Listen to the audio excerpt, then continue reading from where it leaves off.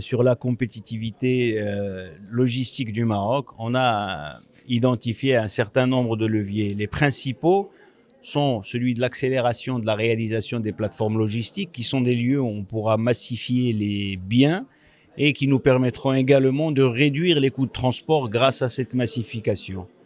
Un autre levier d'action est davantage orienté vers les opérateurs et où l'Agence marocaine de développement de la logistique est là pour les soutenir dans leur montée en puissance, notamment par le biais d'un certain nombre d'aides pour pouvoir, par exemple, acquérir des systèmes d'information, faire des études, avoir des formations pour pouvoir remonter le niveau de compétence de leurs ressources.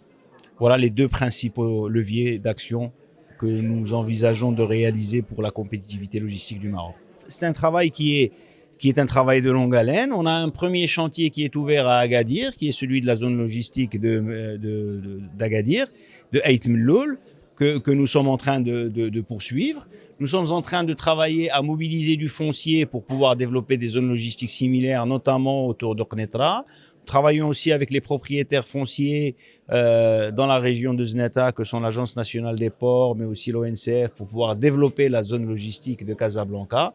Et donc, ce sont 5 zones logistiques que nous voulons essayer d'accélérer pour qu'elles puissent être accessibles et opérationnelles avant la fin du mandat de ce gouvernement. Voilà, pour une première tranche.